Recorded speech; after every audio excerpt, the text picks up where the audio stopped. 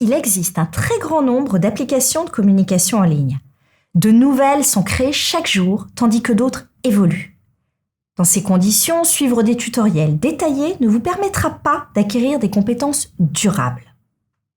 Il vous sera plus utile de comprendre les caractéristiques communes de ces différents outils pour être capable de vous adapter.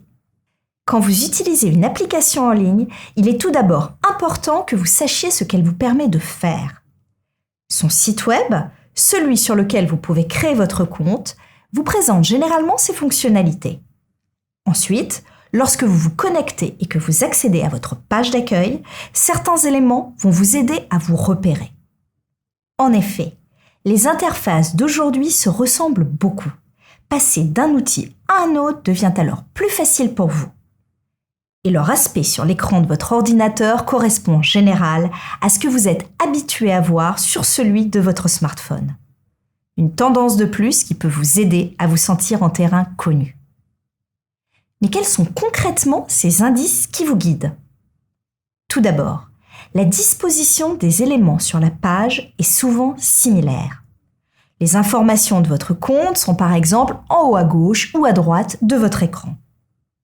Ensuite, des icônes classiques sont un guide précieux pour savoir où accéder à telle ou telle action.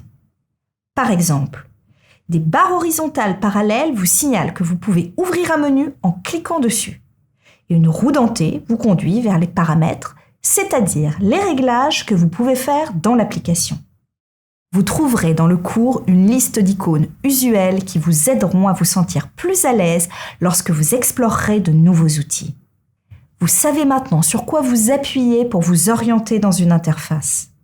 Vous allez voir dans le prochain chapitre comment vous en sortir facilement quand vous rencontrez une situation de blocage.